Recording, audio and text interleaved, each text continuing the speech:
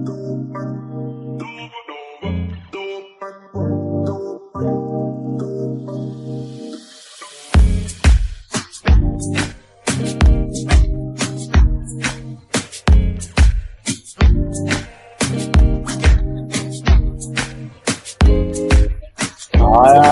right, here we go. Seattle Sports Weekly. I'm Mazvita Maraire, and welcome back, and welcome to the new ones that are watching this show.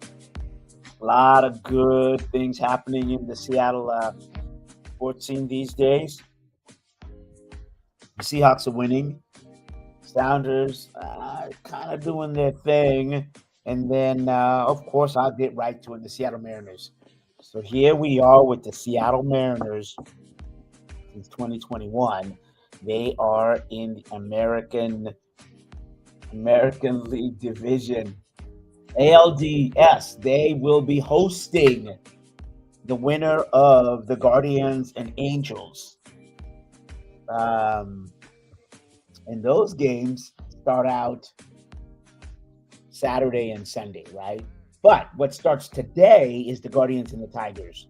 That is the Cleveland Guardians, Detroit Tigers, and they're in the wild card series. So best of three, and I'm going to go over kind of that interesting thing because Cleveland, excuse me, if you will, Tigers had a lead of 15 and a half games over the Guardians. The Detroit had a 15 and a half lead. Yeah, there you go. And so Cleveland goes 20-7 in September. Detroit goes 7-17 during the same period. And that's why you find, because both of these teams are in the AL Central, where they're 1-2. And just quite interesting dynamic that's going there. So these teams know each other and they've played each other, well, obviously quite a bit. And as I said, so those games will start today, best of three. So they will play at Cleveland today. And then Wednesday they are at the first two games are Cleveland, I should say. Actually, all three games can't be. Sure enough, Detroit at Cleveland, Detroit at Cleveland, Detroit. Unbelievable. That's how they're doing it. I guess so. I'm looking at the other one, the NL Wildcard Series as well, and that's San Diego and Chicago, and all three games are at Chicago. Kind of unfair. I don't know. That's weird to me. So Boston, it's a best of three. What am I saying? That's right. So, yeah, if they win the first two games, that is just unreal. And then the Boston New York Yankees series, again, all these are playing today, and then they will NL wildcard series as well. Cincinnati is at LA, and for three games there. LA Dodgers that were just here. I don't know if you got a chance to see that series, but Dodgers took care of business against the Mariners, and that's okay. It could be potential World Series match up there. And then in the other playoff, the other two rounds, you've got the LDL then would be Toronto Blue Jays would host the winner of the Yankees and Boston series. And in the NLDS, the Philadelphia Phillies would host the winner of the NLDL. So that would be an interesting one there. And then what do you got? NLDS and the Milwaukee Brewers would host the next series there, the winner. And then, of course, as I said, we turn it right back around. So the Mariners will then host the winner of those. So baseball is in full bloom, as you can see there. And it's just a real good time to be a Mariner fan, I would say. And just going back to the wild cards, just look at that. But the most interesting storyline that's happening right now in Seattle, from a logistical perspective, is what's going to happen on Sunday. Because now the Mariners play on Saturday. There is no conflict unless you're Seattle U. Well, your Seattle U's got a game at 7, and then the Sounders play, and we'll talk a little bit more about them in a moment. And those are both night games. So the Mariners would play a day game on Saturday. Fine, you could do double dip however you want to go. You could go to you go to the Mariners, and then you head off to SU, or you go to the what? You go over to the Sounders game. And they got a big one. Again, I'll talk about that because they're hosting Portland Timbers. But on Sunday, that's the issue. The Seahawks right now are scheduled to play the Tampa Bay Buccaneers at 1:25. The Mariner game, in all intended purposes, is going to supposed to be during the day. So right now, Major League Baseball and the NFL kind of working. It's actually baseball gets the first crack at this. So uh, nobody really knows right now except those people in the New York offices that are trying to logistically figure this out. My point is this: they can't have a Mariner game at 1 o'clock in the afternoon and a Seahawks game at 1:25. No, that just does not work for the infrastructure of Seattle. The few towns, maybe New York, you could probably pull it off. Maybe Boston, maybe LA, but it's just because of the vicinity, right? Like, how would you get 64,000 people, and then another 74? I mean, it just doesn't work. So, what's going to most likely happen? Tea leaves we read here. It's going to be they're probably going to move the Seahawks game back a couple hours. And that's what the prevailing wisdom is now. And the reason is you obviously can't move the games to a different day, that being the NFL. And with the NFL game day, like in most game days, but it starts early. So you can't really move the Seahawks game, let's say 10 a.m. start, because then that would mean the players would, you know, they normally are 6 hours into their game day routine, logistic wise and everything else. So not really. So what you're looking at, what, 6 a.m. So that just wouldn't go, and that would cut into their Saturday walkthrough. So most likely the Seahawks game will probably be moved 2.5 hours after the Mariner game, which is kind of cool if you're a sports person, because then you can go to the Mariner game and then just walk across the street and head over to the Seahawks game. So we will wait and see on that. So, as I said, so who should the Mariner fans root for? Well, I'd probably take the Detroit team that went 7-17 over a Cleveland team that went 20-17 in September. As I said, yeah. But at this stage, the Mariners are legit, and really, what you want to do is concentrate on you take care of business for the Mariners, and there's just no doubt that the Mariners have down the stretch been one of the best teams. And let me not be remiss that actually tomorrow you can actually go and watch. The Mariners have these public scrimmages, so you can actually go to tomorrow 2 p.m. Yeah, you can get over there and you can watch the Mariners scrimmage and T-Mobile Park, and then also on Thursday at 5 p.m. So the Mariners having these opportunity for the fans to come out, public scrimmages, and these were the two teams. Uh, Players were divided into two teams, obviously, and then they will just play a regular season game. And part of this is twofold. I mean, it's a PR move, obviously. Well done, Seattle Mariners. I like that. Keep the fans engaged, but also it's to keep the team so you don't sit around for a couple of days. So there's an opportunity for you Mariner fans to go out and see the Mariners play in a scrimmage game again Wednesday, the 1st. tomorrow 2 p.m. and then Thursday at 5 p.m. So it gives you kind of a an opportunity to go there. All right, so that is, and I think tickets still available. I think you can hop on there and get some tickets. I will find out for you right now as we speak to see if tickets are still available. And tickets are available. So you can still buy tickets right now. You can just go over to the Mariners, MLB.com, Mariners. Just go Seattle Mariner playoff tickets, right?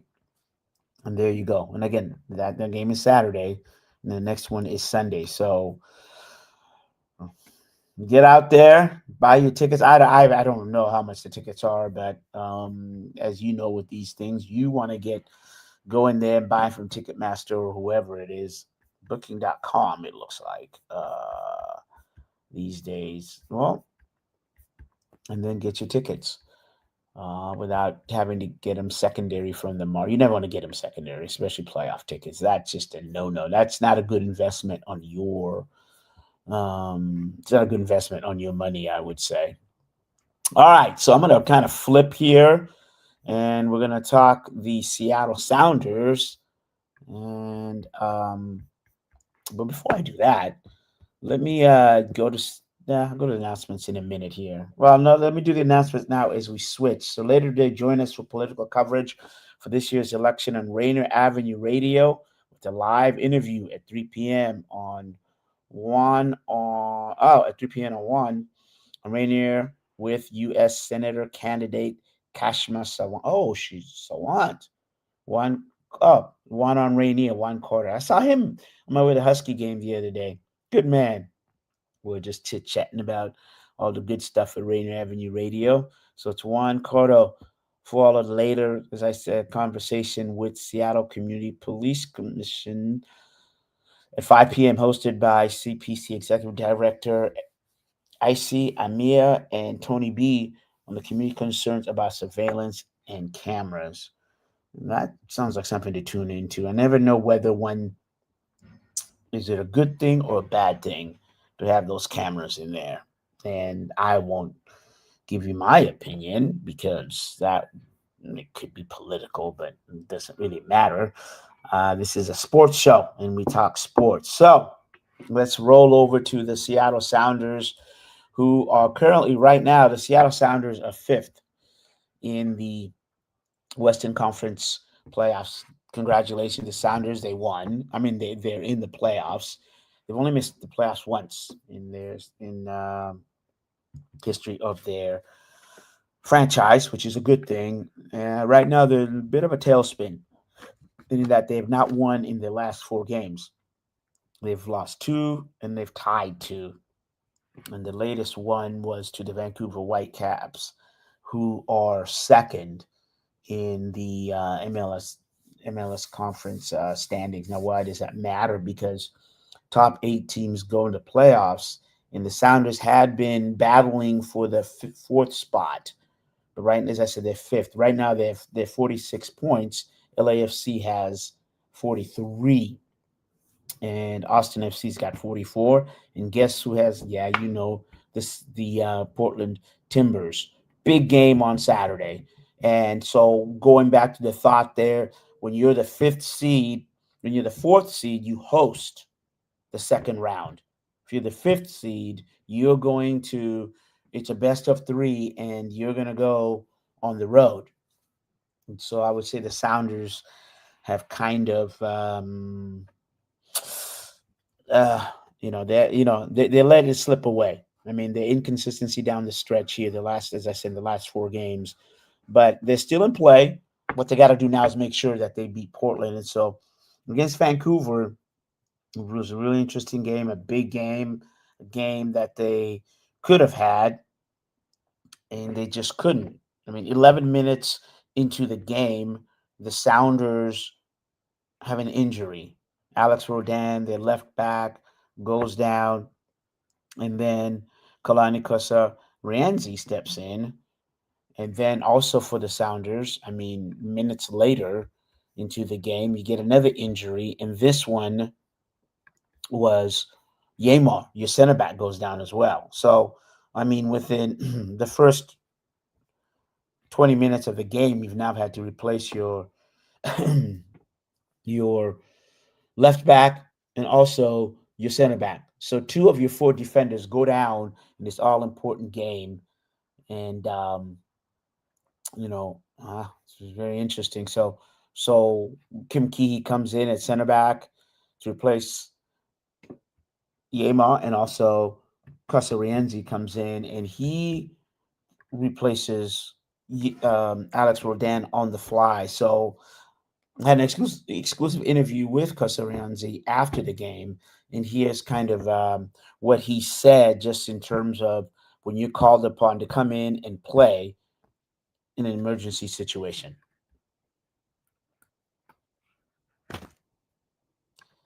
All right, D Money, can we get that video? And so we're gonna that uniqueness of that position because let me start over. There we go. Bam. Obviously, I'm there for Alex if ever anything happens to him. So I'm always kind of watching him and seeing how he's doing, because there's been times throughout the year where he picks up little things, and like sometimes I'm like looking at him, I'm like, I might have to go in, I might not, but like just gotta get in that mindset of like there's a chance I get subbed in at any second right now. So. Got to get ready for that. When he started calling for it, that's when I was like, all right, here we go. Now I'm really getting in. Like you said, it's always tough at the start because it's like you can't plan like, okay, I'm going to sub in the 10th minute because of this injury. But what you can do for me is like, if I'm starting, it's like, all right, you're prepared to play the whole game. If I'm not starting, it's like, all right, you're probably not subbing in right away, but on the off chance that something happens, I got to be ready for that. And for me, it's more of just like getting in the right headspace for that. So on the bench, and I like to talk with people and socialize, and like I don't do well when I'm just like ultra focused on the game type of thing. So obviously I'm watching and everything, but I'm also like we're talking about the game and like talking about the way people are moving and the way the game is going and everything, and that kind of helps me get in the mindset already. So if something like this does happen, then I'm like, all right, I've already been talking about it. I've been watching. I know how the movements are going. I know how the flow's going. Now it's a matter of me just getting in there and getting my first couple of touches right, especially when you get subbed in like that. I think the biggest thing for me is connect the first couple passes, because obviously, like sitting on the bench, you haven't touched the ball, and when you are warming up to go in, you get to run a little bit, so your legs get ready, everything. But sitting there, your legs kind of cool down as well. So for me, it's like, all right, and people know too.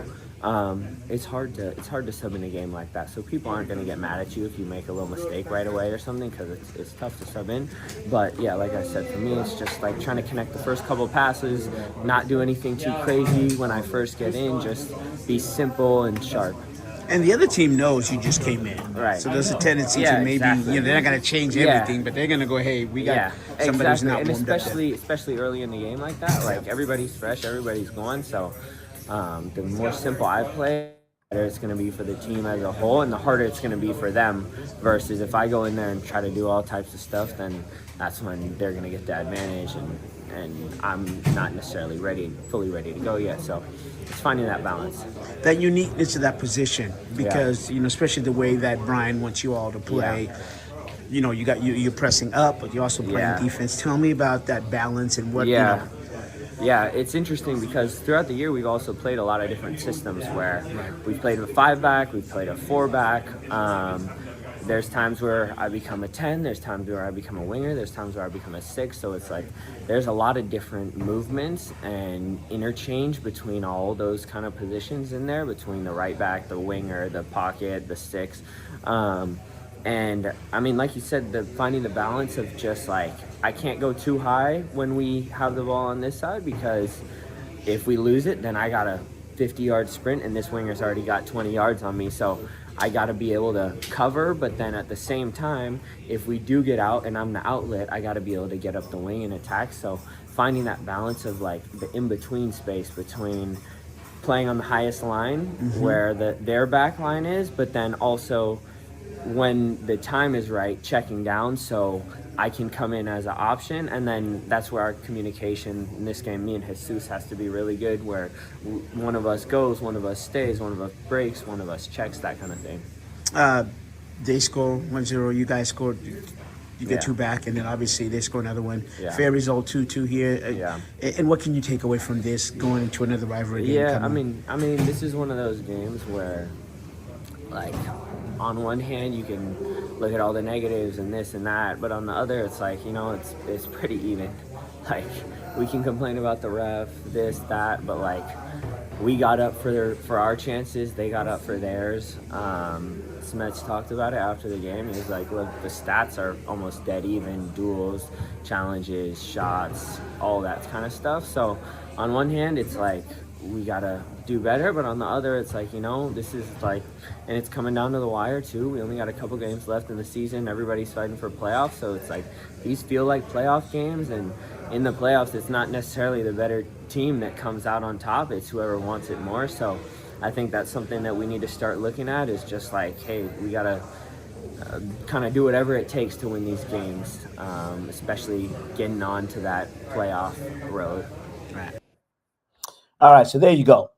Kalani Kosa Rienzi, up and coming. There's just no doubt about that. And it's interesting. He's in one of those where he's on the Sounders bench and he starts comes off, but he's also a Tacoma Defiance player. So he plays for the Tacoma Defiance, which is the Sounders kind of like their feeder team, if you will. No, I mean, can't really find a better way to say that, but. So he played for the Defiance on the 21st. 6 days later, he's there for the Whitecap. I mean, he's in the Whitecaps game as a substitute, but he also started down in Miami when the Sounders lost 3-1, and he saw 29 minutes. Was started also for the Galaxy before that in the Galaxy game, 59 minutes, and then Sounders in the Leagues Cup win over the Miami, the famous win for the Sounders, and they get that trophy.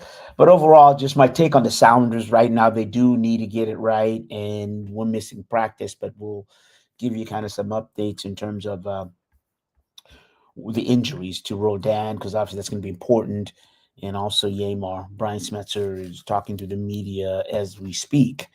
We can't go live because it's. I wonder. I'll have to double check and see if they do that video live. But I think it's on YouTube, and then we'll have updates for you. You can go to CascadiaSports.net. There'll be a story up there just on today's practice. But yeah, it really is about. They've got 3 games left, as I said at the top here. Portland, your rivalry, and then you got Real Salt Lake. And then you finish off in New York.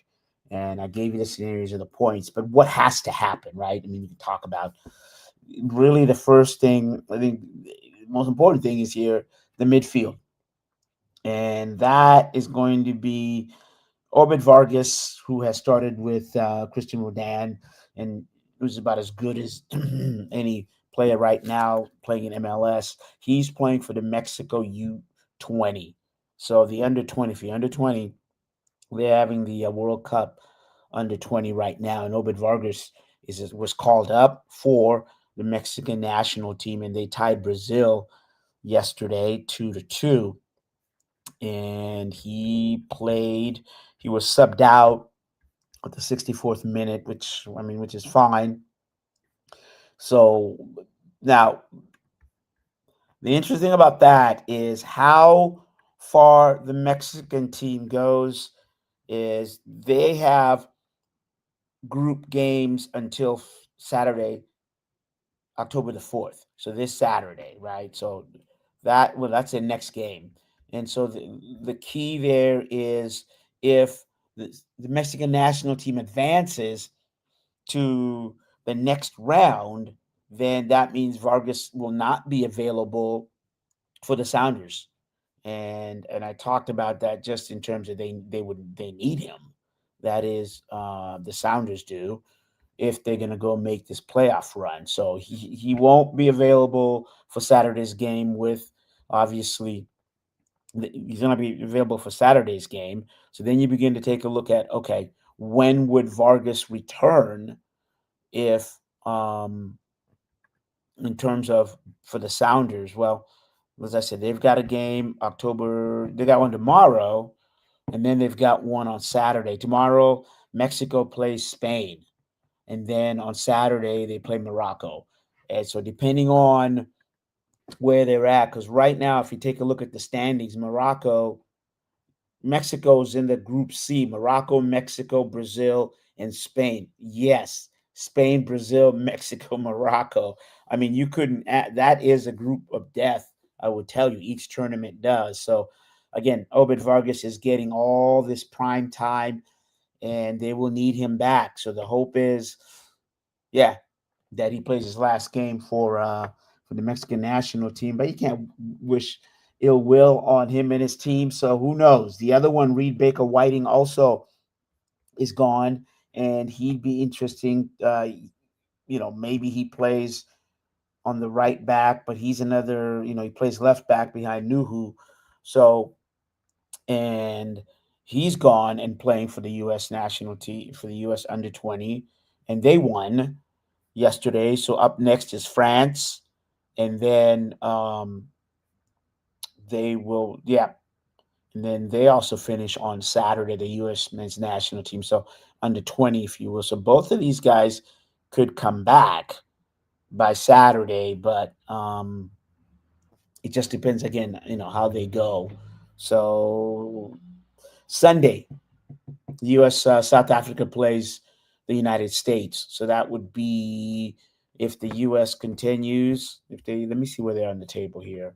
And there they are. So the U.S. obviously is number one in that group, and they've got France, which is a tough game. South Africa, and then New Caledonia is the other one there. So that kind of gives you an idea. And the Sounders need both of those players back, and it would be brilliant. Well done.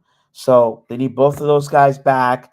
And the other thing is Brian has to figure out, what are you going to do with your front five?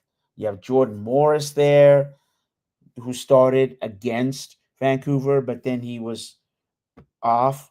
He was taken off, substituted for Danny Musovski, who actually has scored more goals than anybody in the Sounders this season. But Morris is your all-time leading scorer for the Sounders. So that's a decision to be made. And then also Paul Rothrock on the wing. Jesus Ferreira, if you will. Albert Rusnek. Pedro de la Vega. And those are all players that, you can't play all of them. So Brian has to figure out how he's going to play that lineup. And something that he alluded to was that he possibly could go to a 4-4-2. Right now they play a 4-2, and then the rest is up there. So 4-6, right? And then the other 4 up there.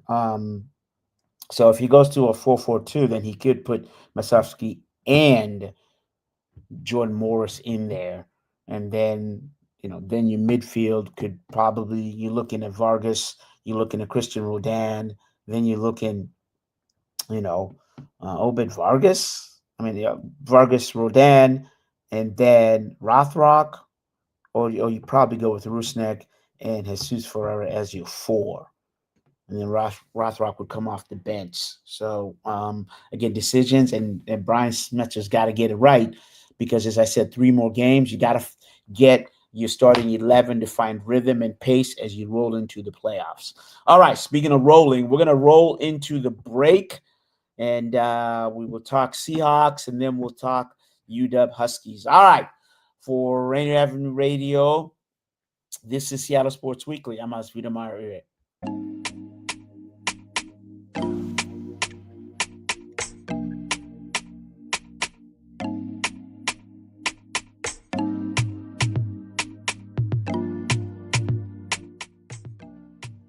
Ladies and gentlemen, Beat up Seattle. We are Rainier Avenue Radio.world, the station that cares. Love food? Here's some storage tips to keep it fresh longer. Store cut fruits and vegetables in the fridge. Place in reusable containers. Keep bread in the freezer for longer storage. 40% of food in the U.S. goes uneaten. Save money, save food, save the planet. Visit Seattle Public Utilities for more tips. Mga kaibigan, ito po si Kuya Bert Kawili. And this is Miles Salvador from Australia. And I'm Norb Kawili, also known as Norbcam. Kung gusto niyo po ang latest news and events from the Philippines at yung local Filipino community, Phil-Am Radio po. We play Filipino music and interview guests from all around the world. And I'll keep you updated on the latest Seahawks and sports news. Kaya always tune in Phil-Am Radio every Tuesday, 1 to 2:30 p.m. Pacific Time on Rainier Avenue Radio.world. And in YouTube and Facebook. Salamat po. What do you get when culture, climate, and community collide? You get Earth Deserves More Than a Day. Rainier Avenue Radio and King County Park stew down with a week of real talk, real people, and real solutions. This ain't your average Earth Day. Tune in and feel the energy because the movement is now. Welcome to the Fitness Corner. I'm your host, Mark Bryant, and you're going to get a whole total body workout on my show, starting off with a warm-up, aerobics, strength training, cool down, and stretching every Friday from 11:30 to 12 right here on Rainier Avenue Radio. This is a Rainier Avenue Radio message. Fentanyl awareness in our community. Do we get community members connected to training with CPR and test strips and that education in our communities? How do we make sure that community is able to get the resources they need? The city has a lot of investment. You'll see that the Orca Center and the Morrison Hotel will be coming online soon. For people who do experience overdose, there is a place for them to go to in downtown Seattle. The auditor just released a report on suggestions that the city can do, and we are reading and taking all the suggestions and looking at ways we could implement these. So I believe it's the city, the county also has crisis centers that will be coming online. This has been a Rainier Avenue Radio message on fentanyl in our communities. Rainier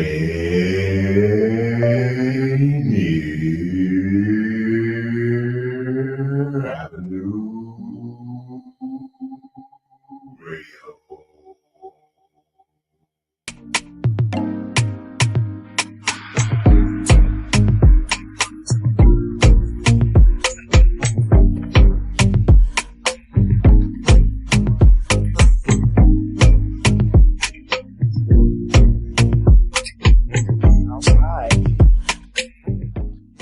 We are back on Seattle Sports Weekly, second half hour, I should say, of the hour.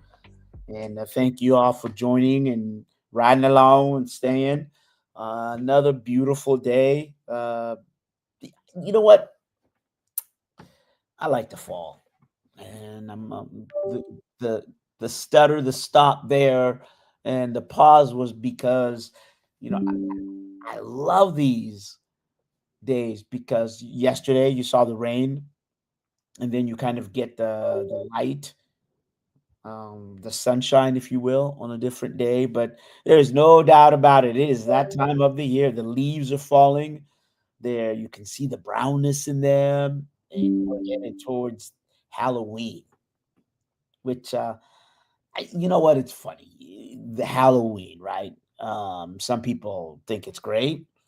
Others, not so much, right? For me, Halloween, I don't really celebrate it like I used to, is the only adult holiday there is. Think about it. I mean, it's the only one where adults actually kind of, yeah, sure, there's New Year's Eve and all those things, but it's the only one that adults really get out there. The kids are trick-or-treating, and I get it. They're in costume too, but when else do you see grown men, women, and whatnot, all dressed up in funkiness? Halloween. I've always said that it's the true adult holiday. Now, I get it. I get it. For some, the whole demons and all those things are, a no thank you very much. And fair enough. I probably sit more on the only reason I like horror movies, not gross, not gruesome, but I do like me a well crafted, well written horror movie. I don't like the slasher stuff and I don't like too much blood. But Frankenstein, Dracula, the werewolf, all those things, I love those movies. Yeah. Well, be no fool. I'll sit down and some popcorn and watch me, Dracula or something like that. Or what other movies are there? I'm trying to think. Yeah, Halloween, the movie itself, Freddy Krueger, all those things I think are pretty cool. But I like to keep it in perspective.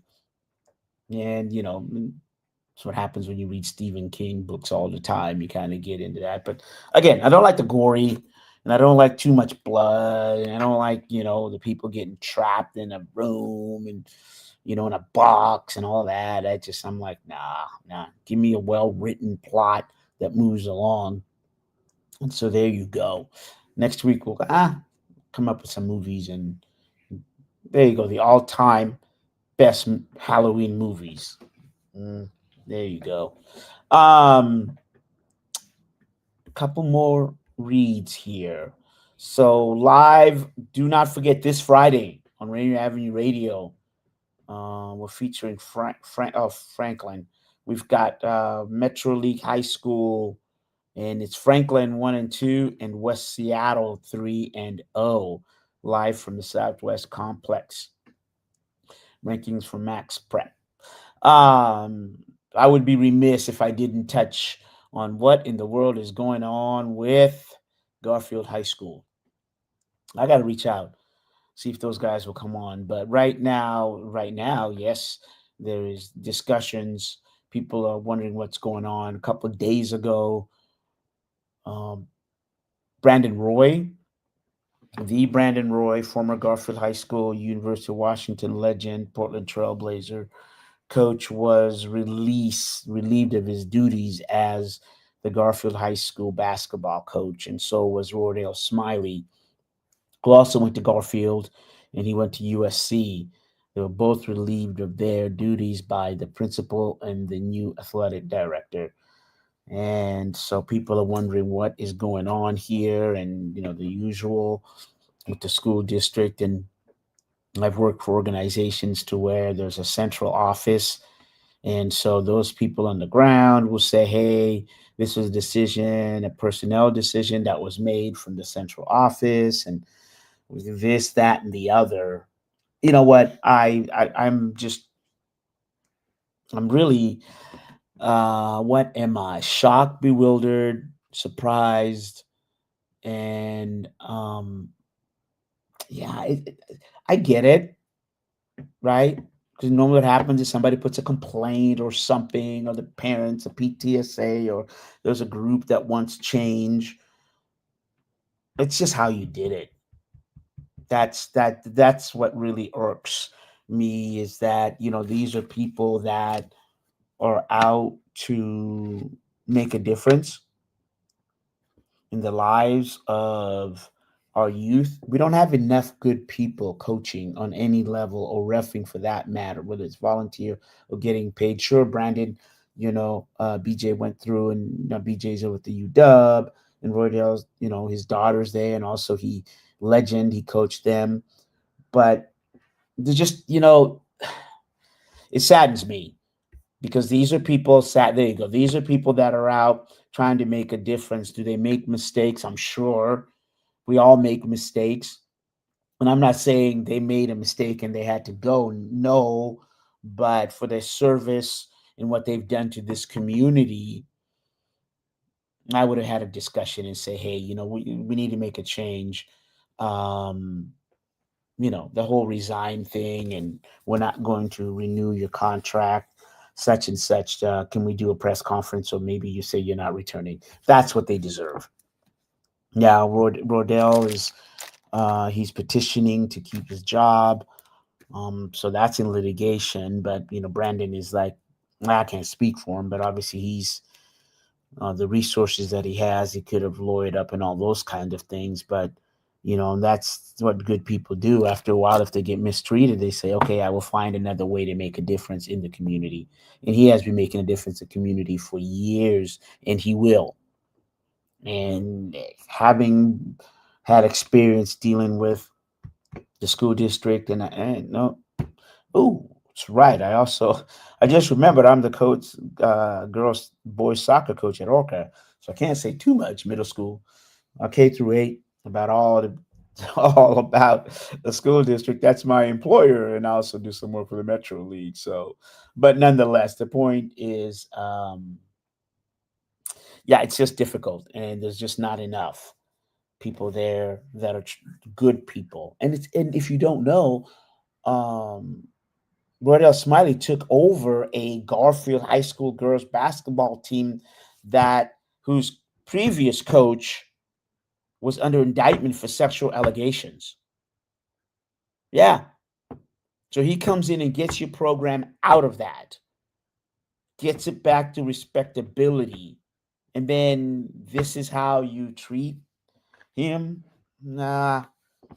I mean, some sensitivity. But, Garfield High School, there's certain schools that are just hotbeds.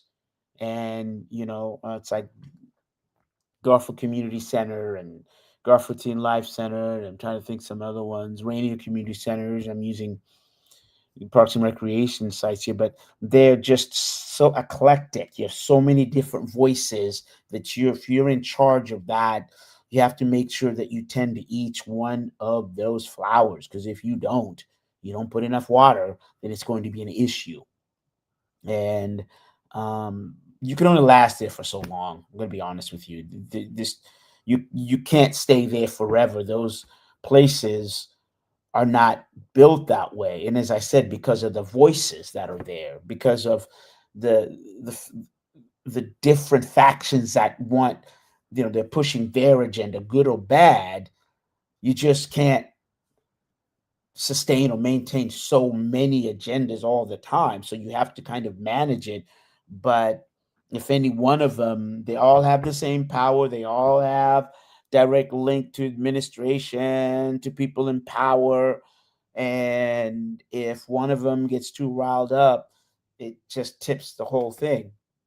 And unfortunately, then you start again. And then you listen to that voice and you keep going. And then the one voice or the one faction that you didn't pay attention to, now they get up and they go out and use all the power, muscle, and all the connections they have. Boom, you make a change and you start again. And that's just what happens in those positions. So no more different than the AD and the superintendents. Am I making an excuse? No, not at all. But that's where the leadership has to come in. And leaders are hard to find. They've always have been in Seattle. And they've been in the world, right? Leadership is difficult. It is tough to be a leader, but it's a calling. So coaches, school administrator, class, teachers, ADs, nonprofits, even profit. So leadership. And that's really why I love sports, because you really take a look at it from a leadership perspective. It really is all about leadership. So, all right, I could go on and on and on.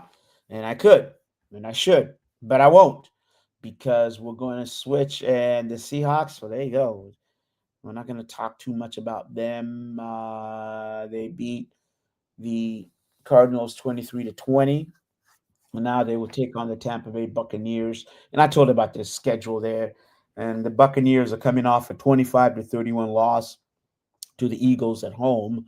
Probably the best team in the NFL right now is the Eagles. Well, they're the only undefeated team. They are the only undefeated team. So the Seahawks have their work cut out for them. Todd Bowles, defensive coordinator, will bring a lot of blitzes and it almost worked. The blitzes against the Buccaneers, they almost did. So that means we'll replay next week what happens. But a lot of the discussion this week will, when we get back to practice tomorrow, will be about how the Seahawks handle the blitz. And so Bucky Irving is one player to look for, the running back. He had 15 carries for 63 yards. And, of course, Baker Mayfield will lead the Buccaneers. Brash, kind of what you want. I don't like the guy, but I'm sure he doesn't really care. I don't even know who I am. But he's kind of, whiny and, I don't know, a little bit self-consumed. But he's a leader. When I talk about leaders, he is a leader. He was 22 of 40, 289 yards, 2 touchdowns. And he did have an interception. So it's going to be a real tough battle for the Seahawks offensive line now. And also I say the tight ends, because they're going to use them to block. And Seahawks are 3-1. You get this. You win this game, 4-1. I mean, it's a long season, but it sets you up kind of nicely, if you will. All right. And speaking of setting us up nicely, we're going to do our weekly discussion with Andrew Bailey. Andrew, our University of Washington reporter who was there and he's here now. What's going on, my guy? Not too much. Just went to the press conference yesterday, learned what Jed Fish had to say about the loss on Saturday and what he expects of his team this week against Maryland. All right. So, yeah, what did you hear? And then tell us what he said and what he really said. I know, right? A lot of the coach speak was, we kept it close. We fought. It was a battle. It was like the Penn State-Oregon game was. It was a battle all the way until the fourth quarter when they kind of pulled away from us, But I don't know. Was it really that close? Yeah, you and I had go ahead. I'm sorry. Go ahead, Andrew. Go ahead. Yeah. Well, it was 7-3 at half, but I mean, come on, Jed. I mean, the other parts of it, eventually got to it. They were 1 of 11 on third downs. It was had some issues in the red zone. Those were the negative things that they looked at. And when they looked at the film, it was like execution wise, could have been better here, could have been better there, But his whole thing was, he was excited that his young freshman, played well and didn't flinch and got some good experience in a big game. So he took some positives from that. What are the positives that you took just overall in your observation of the game? The fact that the secondary played as well as they did. I thought going into it, it was going to be a really tough game without Takario Davis if he didn't play, and he didn't play. So the fact that they only gave up 208 yards passing and allowed just 7.4 yards per attempt from Julian Sand, that was a good takeaway. Fish elaborated a little bit more on it yesterday, talked about how they gave Ohio State a lot of 3 safety looks. So they played McEllisteen, Alex McLaughlin, and then the freshman Rylan Dillard-Allen, who was really impressed with. They held Ohio State to 4 explosive plays. That was a big takeaway that they had. They thought they really liked that. Was Ohio State obviously number 1 ranked team? The 4 to hold them to that. That's fair. What did you see on offense? Offensively, I felt they could have run the ball a little bit more. I think what made that difficult, though, was Carver Willis getting hurt right before halftime. And Jonah Coleman had 70 yards rushing on 13 carries. I think if they ran the ball, they were able to run the ball a little bit more, it might have protected Damon Williams, who ended up taking 6 sacks. Not all on him. Some of it was him holding the ball, but some of his receivers just had a difficult time getting open. But another freshman who showed up there was I mean, not to change subjects, I'm not trying to, but Go Desmond right Roebuck. ahead. It's your time. Go ahead. It's your dime. Desmond Roebuck had a good game. He had 53 yards receiving on 4 catches. That was another one of those positive things that Fish was talking about. Freshmen showing up, playing. This is what he wants to see when he brings guys in, and he's got a good recruiting class coming in next year. So this is what he wants to see. He wants to see young guys come in, practice, play well in spring and fall in training, and be able to play in big games like this and not flinch and be able to handle the moment. And that was the biggest positive he took away, even though they had some struggles offensively in the red zone and just execution wise, trying to score touchdowns instead of field goals, that kind of thing. But overall, they'll learn from this game. They'll learn from this loss. I guess I could get to the Maryland game. There wasn't much he talked about as far as that. He said he likes the fact that they have guys who have experience playing in the Eastern time zone because they went to Penn State, Rutgers, and Indiana last year. So they feel more confident and comfortable playing in the Eastern time zone this year as opposed to last year. Well, yeah, let's slow up there. So 6 p.m. last year, how many games did they play on the road? In the Eastern time zone, 3, but I mean, they also said they went to Iowa, which was a Central time zone. So No. I'm sorry, Eastern time zone. How many games did they play in the Eastern time zone last week? 3. They played against Rutgers, Penn State, and Indiana in the Eastern time zone. And what was that record? They went 0-3. So yeah. Okay. So okay. His assertion now, to your best, is that he's saying they've learned? Yeah, they've gained. From playing in each of those games, they have more experience this year than they did last year, and they've learned some things about what they want to do as far as preparation wise. They're going to leave 2 days before this game instead of like a day before, like they did against Rutgers last year, I believe. And it's because of the time of the game is a 3:30 kickoff in Maryland. It's 12:30 Pacific time here, but there it's 3:30. So they feel 2 days before, getting there 2 days before makes them feel a little bit more comfortable heading into the matchup. Now I don't know if anybody has asked this, and probably might be a good question. So they're probably going to go right. You said 2 days early. I get that. When they get there, they're going to do a walkthrough, a practice. Is that part of the deal? I mean, we don't know, but that's probably what he's thinking. I would think so. He didn't, like they said, they didn't elaborate a whole lot on it other than talking about, what they really learned from going to Rutgers last year, because they were close to beating Rutgers when they traveled to the Eastern time zone then, and they just came up just short. They actually outplayed them pretty well. They outgained them and everything, and they felt they should have won that game. Okay. But yeah.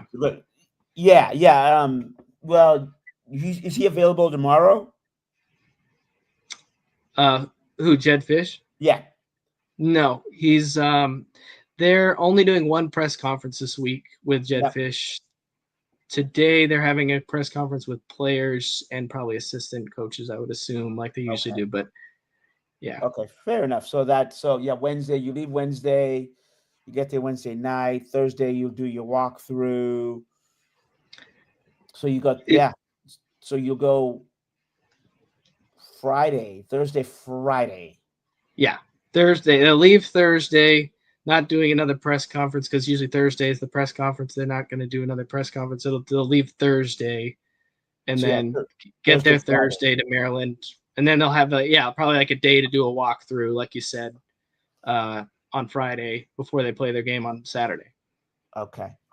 All right. We will just have to see. I mean, it all sounds good. And in terms of traveling, which is fine. What do you know about Maryland? They're 4-0. Their best win is against Wisconsin. They're giving up about 11 points per game. So they're playing really well defensively. defensively as far as points allowed. But again, if you look at the schedule, they played Towson, Northern Illinois, and Florida Atlantic, and then Wisconsin. Their best win was against Wisconsin. They won 27-10. So, I mean, they're 4-0, but, schedule kind of is what it is. Well, I mean, yeah. I mean, I know you're not wearing your purple, which, I mean, the Husky schedule, fine. You kind of, right? I mean, Colorado State, and then, UC Davis, was 70-10, and then WSU was probably your, good win there. So yeah, that's the thing with college football. You just don't know these days. So, all right, fair enough. Okay, what are your thoughts on the game? I think UW's going to be itching to get that offense going again after a really rough performance against Ohio State, where they only put up 6 points and had those struggles in the red zone. Maryland's they played good defense so far.